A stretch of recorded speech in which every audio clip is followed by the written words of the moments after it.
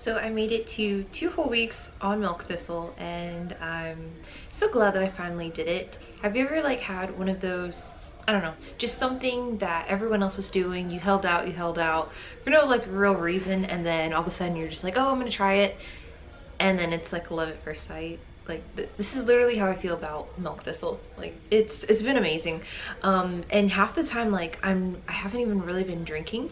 So I had taken it as an extra precaution to help me, cleanse the toxins out of my body, so I would have more glutathione. And it's great to have. Obviously, I use it every single day, but I'm seeing other benefits just over 2 weeks, and I'm really happy about it. So I think the first and the most important benefit to me so far is that it definitely cut back on my oil production in my skin.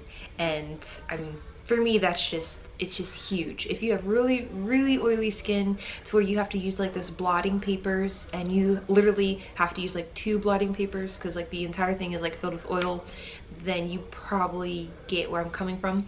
So I was on spironolactone, which is originally a heart medicine, but they also use it to treat acne. And basically it controls the amount of oil that your glands are producing, because a lot of people who have acne or even hormonal acne, it's usually a combination of obviously hormones being unbalanced, but overactive oil glands. And so it's definitely what I had. And so I've been on and off spironolactone for the last few years, and it's an amazing pill.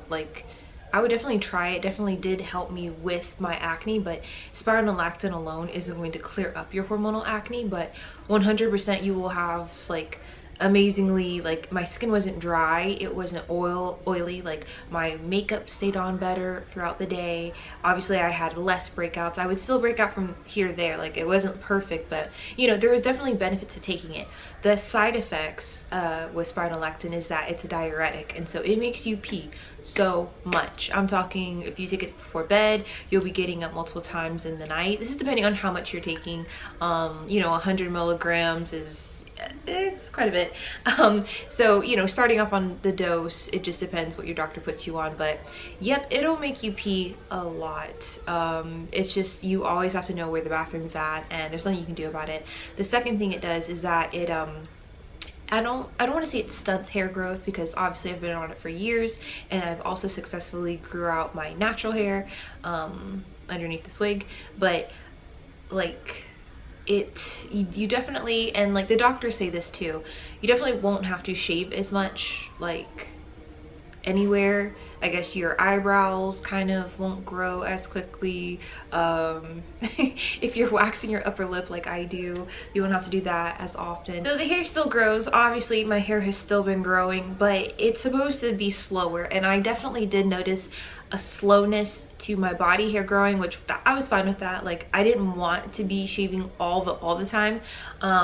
So it's not something that I'd be like, oh my gosh, your hair is not gonna grow, because obviously I still was able to grow out the hair on my head.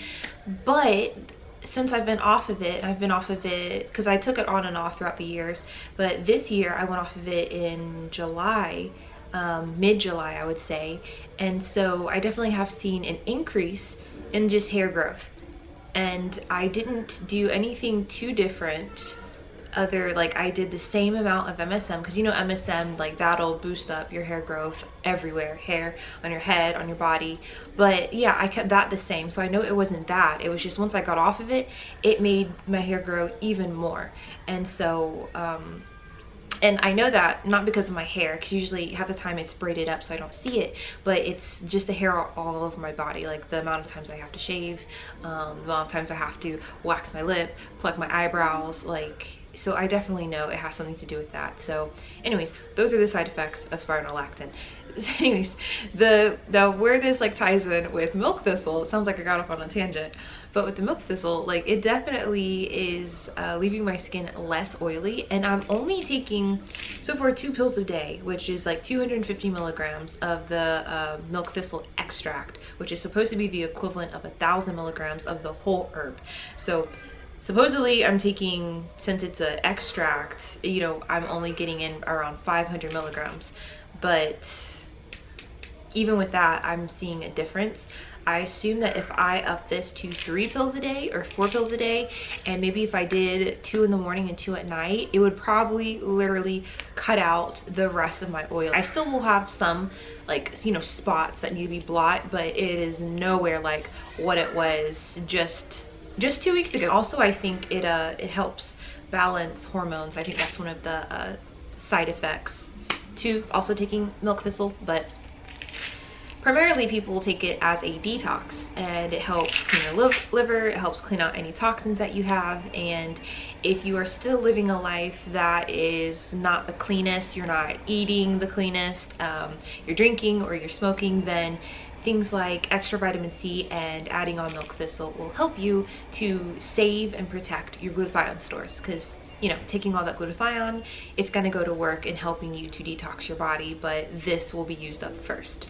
That's the idea anyways. I think that's just my favorite part about milk thistle is it helps with the oil production.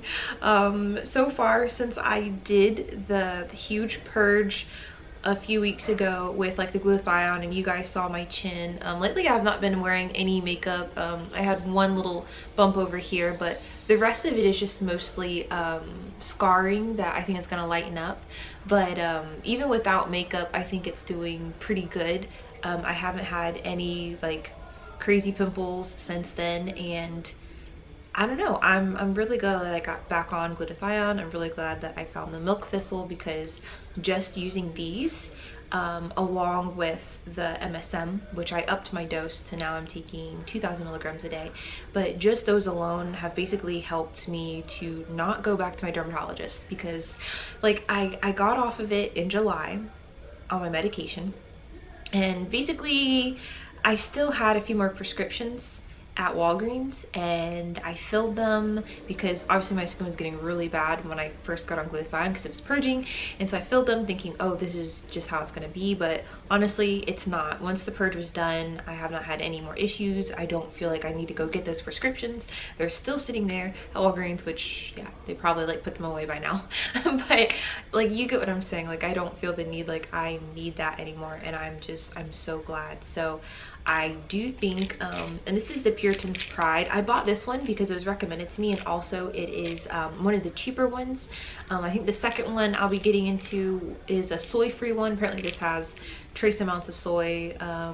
Soy may or may not mess with your hormones, but I guess since I have hormonal acne, maybe the next one I'm going to try that doesn't have soy, maybe it'll do even more for me. I love how cheap this bottle is too, and obviously it's still working, so even if you use this one, like obviously like it gets the job done. But I'm thinking about maybe doing the 2 in the morning and then 1 at night, and then in 2 more weeks when I do the update, the 1 month on milk thistle update, I'll let you guys know what I noticed just so far as just the acne and what else? Oh, and oil production. So if you have those issues too, then maybe you'll notice a difference. We'll just go from there, because I think this is like 90 soft gels. Even just taking 2 a day, like it'll last me a while. So if you guys have any questions, just let me know. I'm going to be filming my 2-week NAC, which is just acetyl cysteine update, pretty soon, and that one I want to get into the hair benefits. Obviously I've not noticed any hair benefits yet, but I kind of just want to do like a deep dive into why people in like the hair loss industry, and even just like thinning of hair, like why they're all like jumping on this NAC bandwagon. Because like until I started looking into it, I didn't know that it was such a great, you know, hair growth potion basically. So for those of you who are also on skin journeys and you're also maybe growing out your hair, like basically we'll just be fine-tuning the dosages that'll give you, you know, quicker hair growth and stronger, healthier hair.